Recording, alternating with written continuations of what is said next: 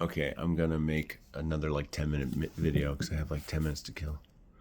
As if one could kill time without injuring eternity, said Thoreau, which is hilarious. Edward Abbey made fun of him for doing that in writing. He totally contradicts himself in his other writing, though, where he praises lying around and just paying attention to the natural world. But I still, even then, he was like endorsing a sort of like conscious life. Another Thoreauvian figure, in a way, is Everett Ruess. He's a really, I don't know, I think he's kind of awesome. I love this book. This book is great. Literary people, regardless of where they live, should know about the letters of Everett Ruess. He was an amazing writer. He could have been a big star, you know, if he'd stuck around and written about his adventures, because his letters were great. His journals were pretty good. And, you know, journals are rough. I mean, this summer I was a counselor at a wilderness camp. And we walked the length of the Escalante River and through this canyon, Death's Hollow Canyon. It was so amazing. Giant walls. We had to portage our bags across flooded parts. Incredible. Magical. Ugh. Yeah, I gotta do that again this year. My phone pocket dialed one of the people I worked with, my group leader in the group that I was like a team supporter guy on. And then she texted me back and I'm like, oh, hey, what's up?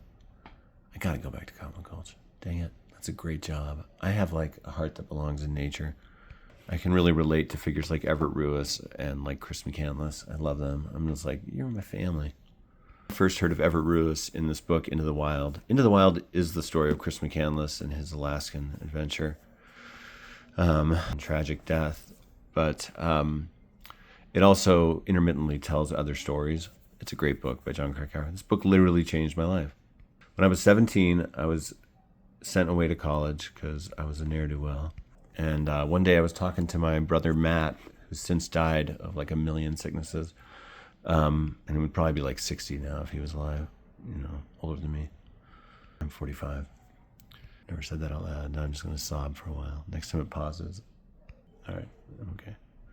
When I was 17, I was talking on a payphone at my old college and talked to my brother Matt on the phone, who was living on a payphone, who was living in Saipan, which is an island in the Marianas Islands that Guam is a part of. We're talking the far Pacific. And it's amazing. I mean, it's so beautiful. I made 2 visits there as a kid. But really, he was a lawyer, a partner in a firm there. Go where the jobs are, and then they found this island paradise that probably killed him and his wife with radon poisoning from their house. But, you know, life's an exchange. They got to live in a tropical island. But, man, their health got so bad.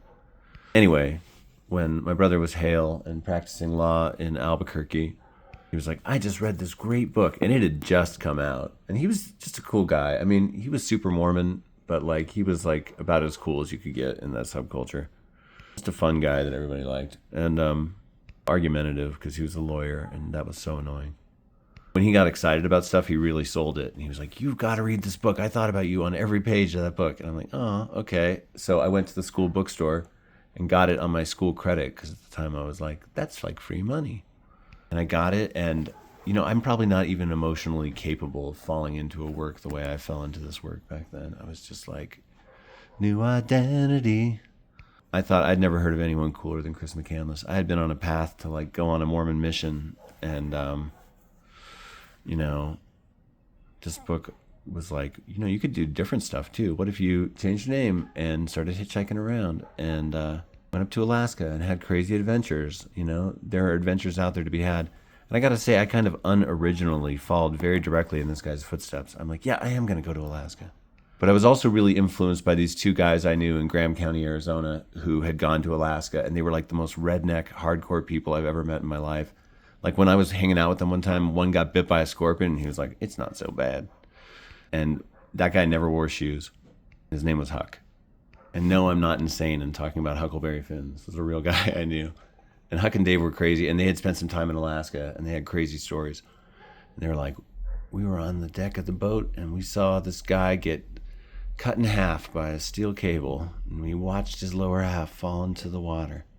And then they taught us a game of playing volleyball with hot coals. You know, it's crazy the people that live out in the desert. These guys were great. But they and this book kind of sold me on Alaska. They're like, let's bat the hot coals around. And we did, and we got like these hard calluses on our hands. I'm like, I didn't even know you could do that. This was like a science lesson in wood not conducting heat well. But anyway, so John Krakauer alternately tells the story of similar individuals to McCandless because he kind of is an archetype, or he serves as an archetype.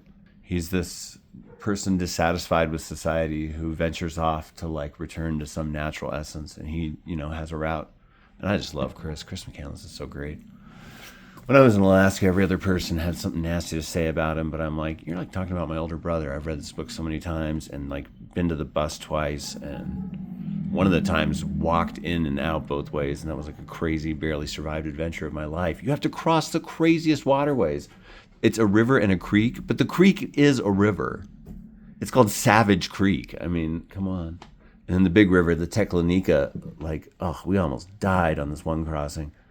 We had this method where we would plant a log in front of us and then walk to the log and then lift it up real quick and plant it again. And you just kind of inch along because the current was so swift and strong coming right down from these huge glacier fields and so cold. Oh, it was paralyzingly cold in this way.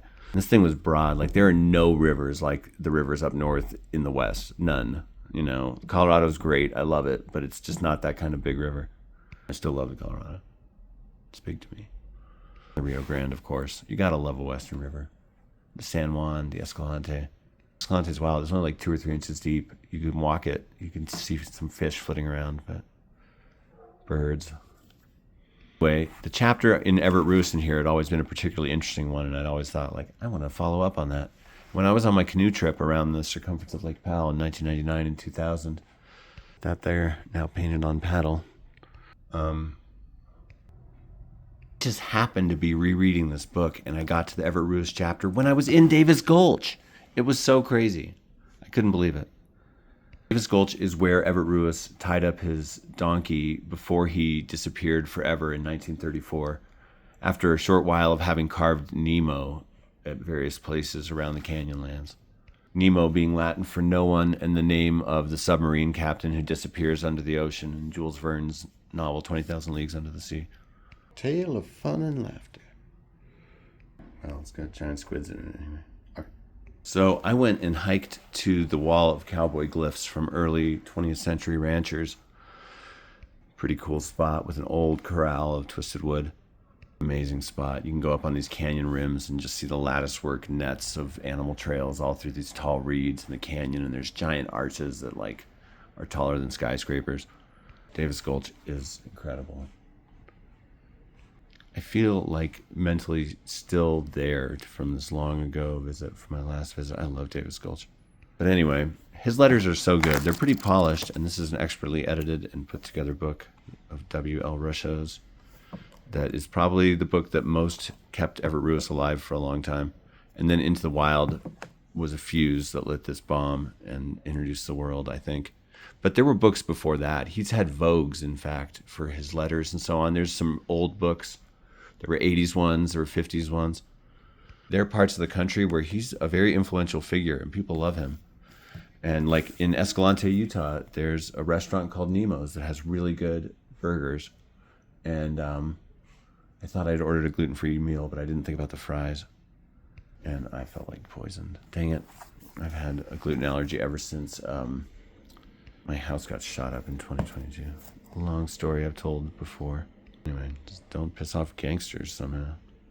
There's a whole thing involving someone that my daughter had briefly dated. Ugh.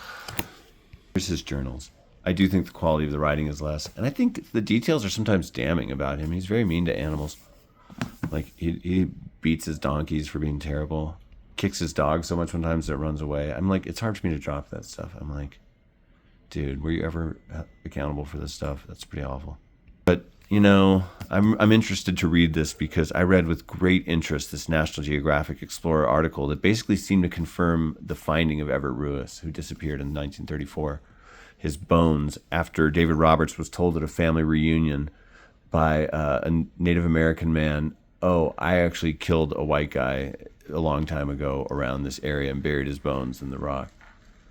And they found these bones, and this article came out that was like, we found Everett Ruess, and it was so exciting and interesting, and it seemed right, but it was, of course, it's sad, to know what happened.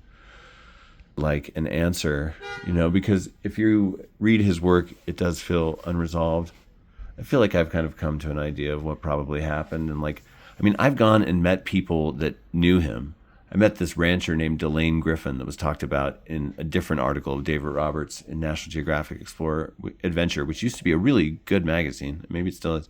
I got like a gift subscription for a while, and I was like, I actually love reading this stuff, you know, science and like travel, like seeing the world. That was like my life plan at one point. I'm too much of a romantic, I guess. I keep getting married.